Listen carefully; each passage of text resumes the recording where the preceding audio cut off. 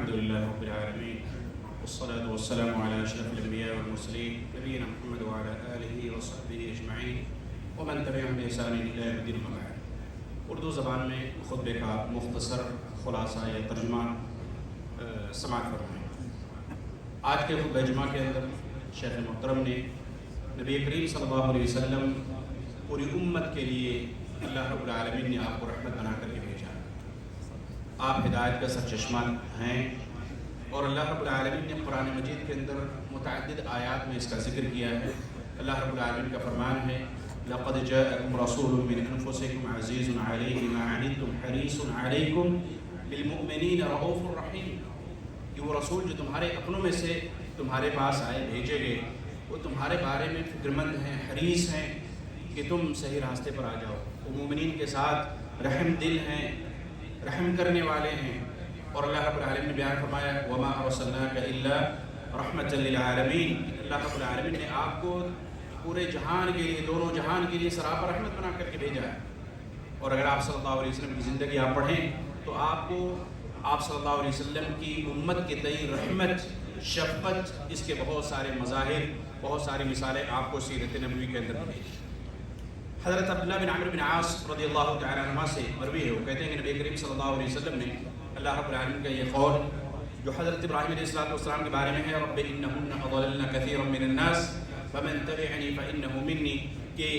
اے رب ان میں سے بہت سارے لوگ گمراہ ہو گئے، تو جس نے میری اتباع کی، میری پیروی کی، میری باتوں کو تسلیم کیا وہ مجھ سے ہے۔ اور اسی طریقے سے عیسیٰ علیہ السلام کا یہ قول ان تعذبهم فانهم عبادك وان تغفر لهم فانك انت العزیز الحکیم، اگر تو ان کو عذاب دے گا تو وہ تیرے بندے ہیں، اور اگر تو انہیں معاف کر دے تو اے اللہ تو غالب حکمت والا ہے۔ اللہ نبی صلی اللہ علیہ وسلم نے اس حدیث کے اندر بیان فرمایا کہ آپ نے اپنے دونوں ہاتھوں کو اٹھایا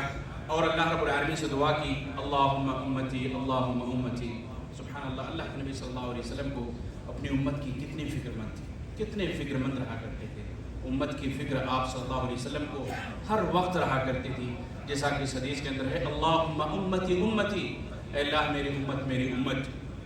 اور اس کے بعد آپ صلی اللہ علیہ وسلم کی آنکھوں سے آنسو جاری ہو گئے۔ بیان فرماتے ہیں فقال اللہ عز وجل، اللہ رب العالمین نے کہا کہ اے جبریل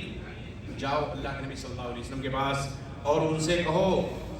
اور ان سے سوال کرو کہ کون سی چیز ایسی ہے جو آپ کو رونے پر، جس نے رلا دیا، جس نے آپ کو رونے پر مجبور کیا، جبکہ اللہ رب العالمین اچھی طریقے سے واقف ہے۔ پھر بھی جبریل علیہ السلام کو بھیجا اور جبریل علیہ السلام آپ صلی اللہ علیہ وسلم کے پاس آئے اور آپ نے خبر دیا جو اللہ رب العالمین نے آپ سے کہا تھا۔ اللہ کے نبی صلی اللہ علیہ وسلم کو حضرت جبریل علیہ السلام نے کہا کہ آپ کے رب نے بشارت اور خوشخبری دی ہے کہ اللہ رب العالمین آپ کو راضی کرے گا، آپ کو یوں ہی ناکام نامراد چھوڑے گا۔ اللہ رب العالمین آپ کو راضی کرے گا، یعنی آپ کی دعاؤں کو قبول کرے گا۔ اور دوسری، آپ صلی اللہ علیہ وسلم اپنی امت کے تئیں کس قدر فکر مند رہا کرتے تھے، آپ کی رحمت و شفقت۔ اللہ کے نبی صلی اللہ علیہ وسلم ہمیشہ اپنی امت کے لیے جنت میں داخل ہونے کی اور جہنم سے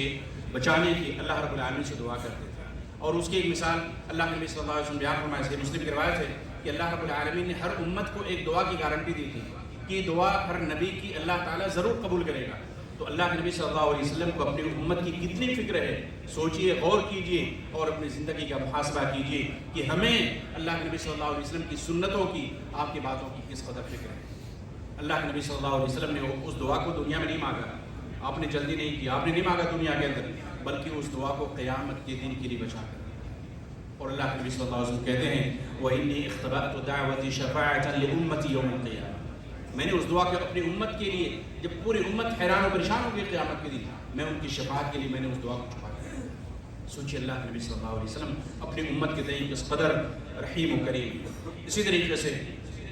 اللہ کے نبی صلی اللہ علیہ وسلم ہر نماز کے اندر اپنی امت کی مغفرت، اپنی امت کے لیے مغفرت کی دعا کرتے تھے۔ سوچیے ہر نماز کے اندر اپنی امت کے لیے کی مغفرت کے لیے دعا کرتے تھے۔ اللہ کے نبی صلی اللہ علیہ وسلم کے بارے میں آتا ہے حضرت عائشہ رضی اللہ تعالیٰ نے ایک دن دیکھا کہ آپ بڑے یعنی پرسکون انداز میں ہیں، یعنی یوں کہہ لیں کہ جیسے کبھی کبھی ایسا ہوتا ہے کہ انسان کا موڈ ایک دم فریش ہوتا ہے۔ تو اللہ کے نبی صلی اللہ علیہ وسلم کے بارے میں حضرت عائشہ رضی اللہ تعالیٰ کہتے ہیں کہ میں نے آپ کو دیکھا کہ آج میں اپنی کچھ خواہشات کا آپ کے سامنے اظہار کروں۔ تو کہتے ہیں اللہ کے نبی صلی اللہ علیہ وسلم میری رحمت اور مغفرت کی دعا اللہ رب العالمین سے کیجیے، میرے لیے دعا کیجیے اللہ رب العالمین سے۔ اللہ کے نبی صلی اللہ علیہ وسلم نے دعا کیا، کہا کہ اے اللہ حضرت عائشہ رضی اللہ تعالیٰ عنہ کے جتنے بھی اگلے پچھلے گناہ ہیں سب کو معاف فرما دے، جتنے بھی اگلے گناہ، اگلے پچھلے گناہ، علانیہ گناہ، خفیہ گناہ، یا یوں کہہ لیں کہ جو بھی گناہ ہیں چھوٹے ہو یا بڑے، سب گناہوں کو اللہ تعالیٰ معاف فرما دے۔ تو اس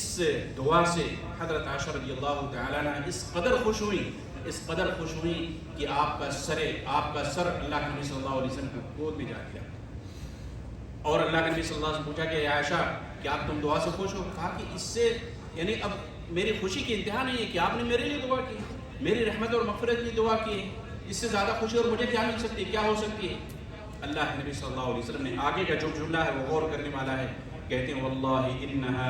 لدعائی لامتی فی کل صلاۃ، اس طریقے کی میری دعا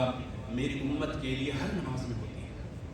سبحان اللہ، ہر نماز کے اندر اللہ کے نبی صلی اللہ علیہ وسلم اپنی امت کے لیے دعا کرتے ہیں۔ اسی طریقے سے اللہ کے نبی صلی اللہ علیہ وسلم کی رحمت اور شفقت کی مثال اگر دیکھنی ہو تو آپ اسراء و معراج کا واقعہ جو نماز فرضیت کا ہے، 50 نمازیں فرض ہوئی، اللہ کے نبی صلی اللہ علیہ وسلم کی درخواست پر،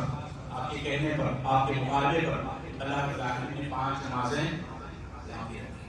اسی طریقے سے اللہ کے نبی صلی اللہ علیہ وسلم نے جب حضرت ابو موسیٰ اشعری اور ابو معاذ بن جبل رضی اللہ تعالیٰ عنہ کو یمن کی طرف دائی بنا کر بھیجا تو ان کو کیا تعلیم دی تھی؟ کہا کہ اے لوگوں کو اللہ کی طرف دعوت دینا، ان کو خوشخبری سنانا، بشارتیں سنانا، ان کے درمیان نفرت پیدا نہ کرنا، ان کو مشکلات میں نہ ڈالنا، ان کے لیے آسانیاں پیدا کرنا، ان کے لیے مشکلات نہ پیدا کرنا۔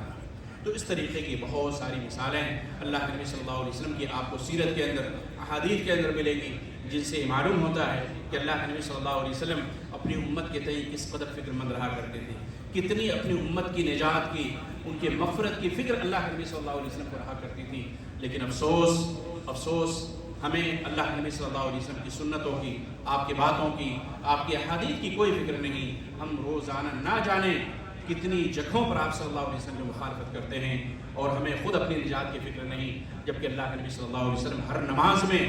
اپنی امتیوں کے لیے دعا کرتے ہیں۔ ضرورت اس بات کی ہے کہ کامیابی کس میں ہے؟ کامیابی قرآن و سنت کو اپنانے میں ہے۔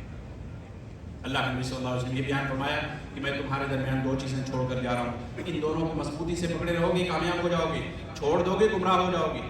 اللہ کی کتاب اور میری سنت۔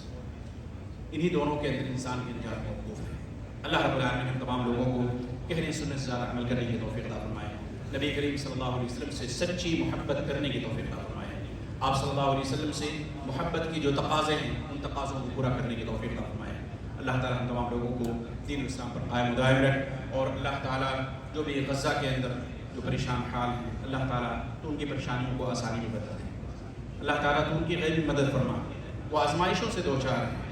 آج نہیں، مہینوں نہیں، سالوں سے، اللہ تعالیٰ تو ان کے مسائل میں آسانیاں پیدا فرما،